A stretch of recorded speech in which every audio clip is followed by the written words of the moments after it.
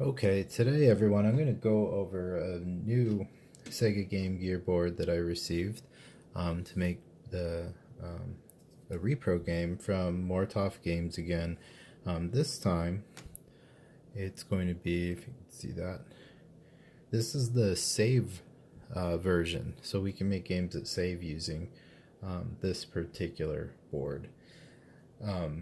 As I mentioned on my other boards, I had a little bit of an issue. They were revision D, like David boards, and they didn't have the save chips on them. This one's a revision B.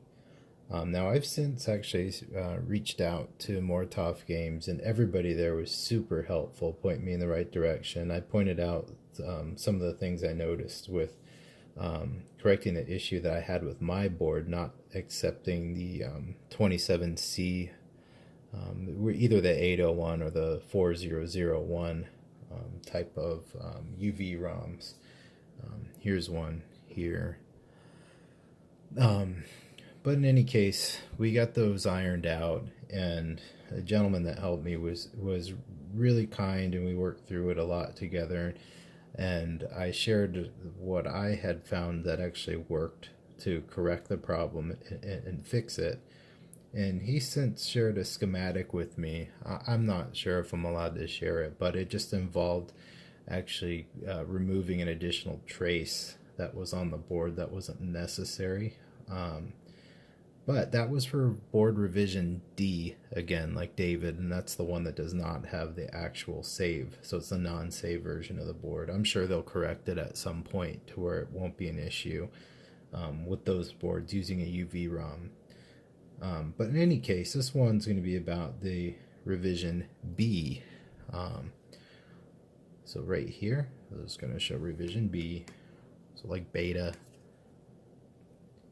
And so on our revision B board here, you can see it has the actual ROM on it to actually make our save games. It looks like it's configured currently for 64K saves. And then we're going to go ahead and also put a battery on this board for our backups. Now the positioning of our jumpers on this board are a little different on my revision D board. This jumper is actually located just to the right of the C2. This time it's just below it, so this actually looks a little closer to the original revision A boards. So even though I have the correction for the revision D board, I'm not sure if that's applicable to the revision B board. So I'm actually going to follow the directions as they came without making any modifications. And we're going to see what happens with this even before I make any type of changes to it. So I'm going to take this here. This is our UV base. This is a 27C 801. And I'm going to go ahead and flash a game to it. What I did is I'm just going to go ahead and do the English translation, the Lunar game. Now you can find the ROM on the internet and the translation patch. But anyways, I'll go ahead and put the English variant of that on here. And thanks goes out to whoever actually puts those things together. It's very kind to them to take their time to put into that. I don't plan on selling it or anything. This is just for me to use and to enjoy the game. So I'm just going to use that as an example to show you how to actually, put this game onto this board, and we'll go ahead and try it out together and see what happens. So right now I'm going to go ahead and flash our chip, and then we'll begin the soldering process. Okay, now we should have everything ready with our chip. The game is flashed, and so now we're going to go ahead and fold these pins down as instructed. So again, I showed this before in one of the other videos, but we'll do it again. It's pretty simple. All we're going to do is bend them flat. They use a razor, I use the screen shield plier, but you get the idea. You just place it between the pins here, and then we're going to hold it, and we're going to fold them down. Just one side, and do that again to the other side.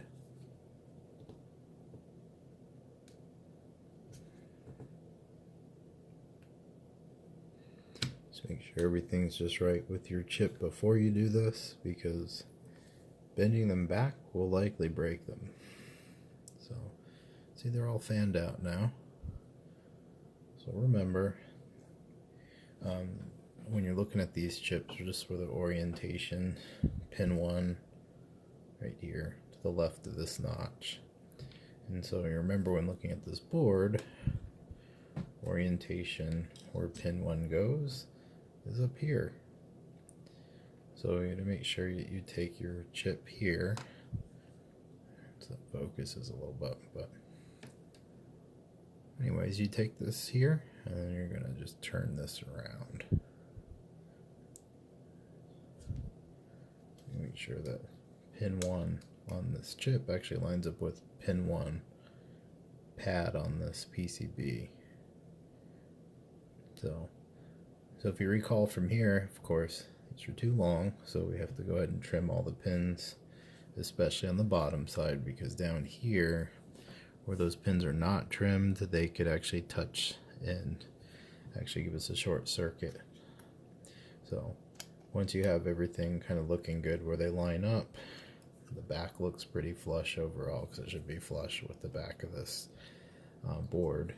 I'll go ahead and trim these pins. So they're pretty simple to trim overall. Just grab a couple at a time. Just cut them down a little bit.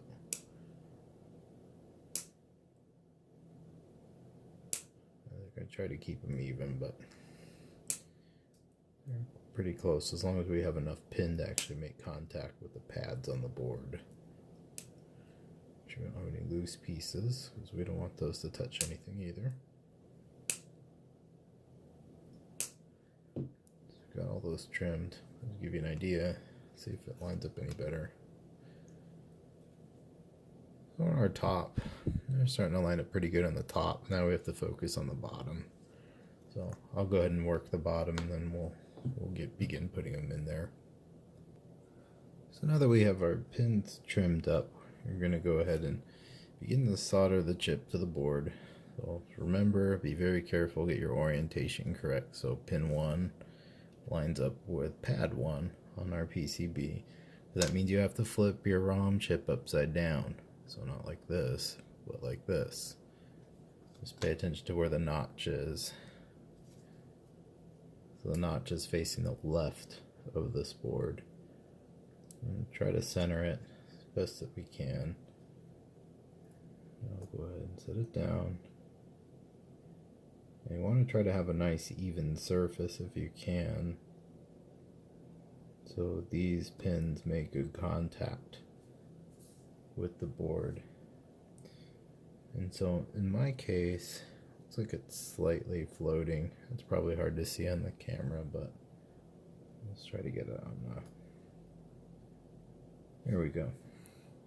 Go ahead and start tacking these down.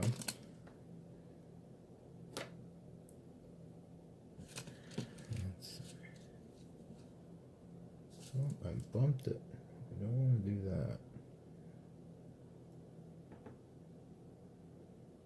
Let's get everything lined up. Be sure not to bump it.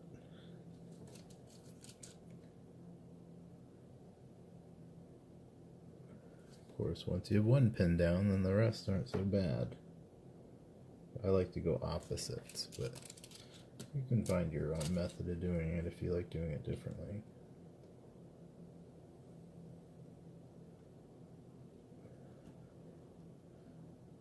Alright.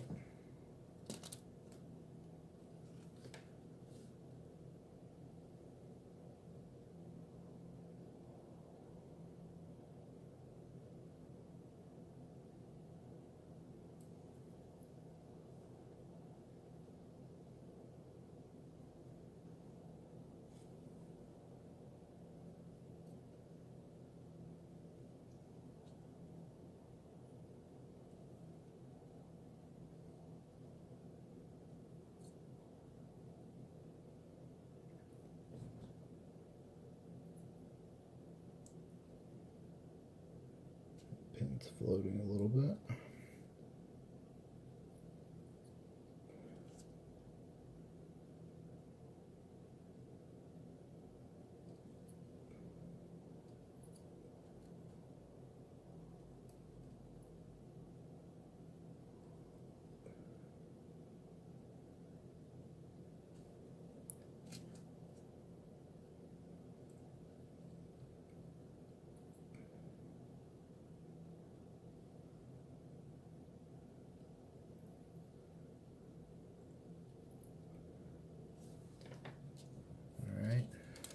one side, so I'll go ahead and do the other side.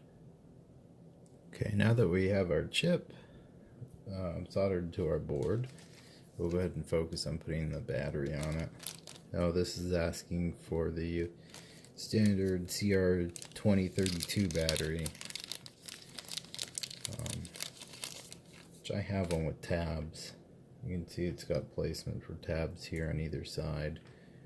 Now my tabs, and it'll probably make a difference because the Game Gear shell is pretty snug, but it looked like they sit just slightly above the holder. So when I put that on, I'm actually going to bend them flat and see if that helps, and then maybe trim the tabs just a little bit. So I'm just going to take this, just flatten it out a little bit, see if it helps. I don't know exactly because I haven't done one of these before, so we're just finding out together.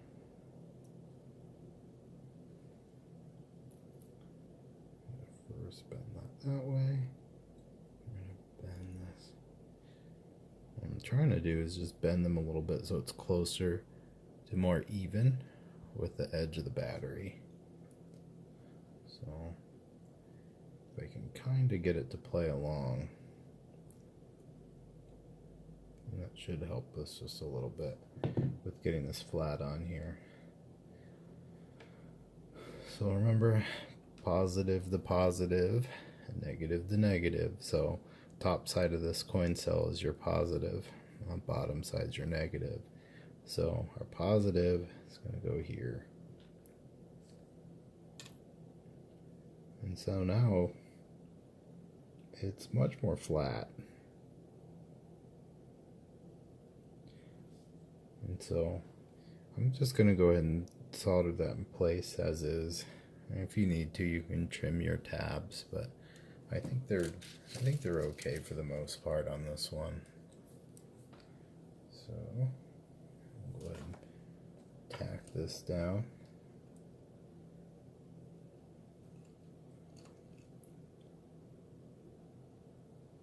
I'll just get some on here first.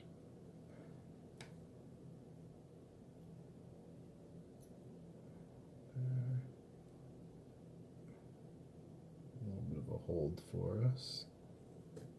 And work the other side.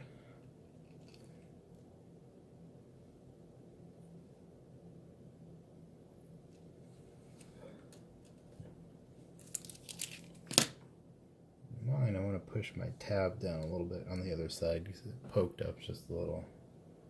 I'm just going to grab something so I don't burn myself and just push it while I burn it here. There we go. Want that down a little better. So now that should be pretty flat for when we put it into the Game Gear shell. So in our last part is remember to set our jumpers, and that's one of the important things, or it won't work right. Now, as I mentioned before, on my revision D board, I couldn't follow the instructions and set the jumpers as is, but because this is a revision B board, I should be able to follow the instructions. Now, remembering that this chip here is a 27C801 1 megabyte UV ROM, I'm going to set the jumpers to the 27C080, and if you don't know, that's just an equivalent to the 27C801. So on our board, it's the second two down here, right there, the bottom two, and then on this one as well, the bottom two, 27C080. So let's go ahead and do those. You just need a tiny bit of solder for the for our jumpers. Let's put a little bit here.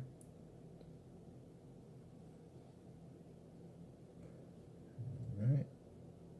Make sure it's connected. All right. So we've got our two jumpers set. So you get a good look here. The bottom two, and we've got the bottom two again. Now the last thing with some of these games is most of them with the SRAM, which is this chip. If you don't have the SRAM version, this chip's just omitted, it's not there. And then some of these other components are also not on the board. But this one came pre-configured to 64K, which you can see the jumper here. It also does 256K. I'm not real sure which games would use the 256K. I think there's only a couple. Most of them are 64K. Lunar here is normally only a 512 kilobit game, but because we put the English translation patch on it, it fills up the whole chip and it takes a whole megabyte. So I use the 27C801 chip because it's a little cheaper than some of the chips you can get locally. However, they do take forever because they got to ship from China. So if you need it right away, you can probably find one of those from a local buyer that'll probably charge you like 5 times as much for one. Or you can just grab one of the flash one-time only chips from Mouser. So now that we have this set up, we're going to go ahead and test that. To test it, we need to put it in the, this is the Game Gear shell, and this is just the back. But I'm not gonna put it together yet because we're just going to test it. So I'm just going to place it in the back. And you have to place it in the back to even test it because the back's actually what pushes the contacts against the Game Gear. So if you don't have that in there, you're not going to be able to fit it into your cartridge slot and expect it to read. So I'm going to grab my Game Gear and then we'll go ahead and plug this in and we'll see what happens. Alright, so I got my Game Gear. There's my Game Gear. Now this one will come up a little bit different. My screen, I McWill modded, so the screen's a little bit more clear, a little brighter than a traditional one. But other than that, it's be the same for anybody who tries this. So now I'm going to gently just slide our card into the top. Just so you can feel it line up and push it down. Now you can see our battery cleared everything, so we're good. Now we're just going to turn it on and we're going to hope for the best. Hopefully with the Revision B board, it should just turn on and work. So let's see. Let me clear the light here. So we'll get one out of the way.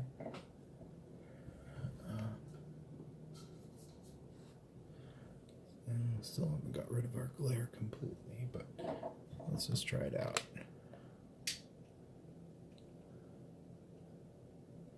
Ooh, that's a good sign. Right away. First try on that one. So it looks like with the Revision B boards, you don't have to make any changes. They work perfect, just as instructed. So just follow the directions exactly as they are on the site, and you shouldn't have any issues with your savable Game Gear game. Well, you can see it looks like it worked out. ROM's been patched, so it's in English. And this should be a way that you can enjoy your Game Gear games that may not have come out in the States. So hopefully that video was helpful for anybody or anybody curious about how these chips PCBs work.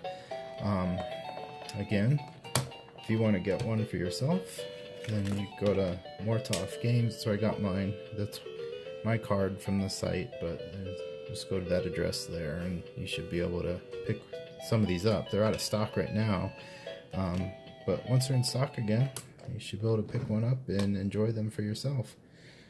Take care, guys.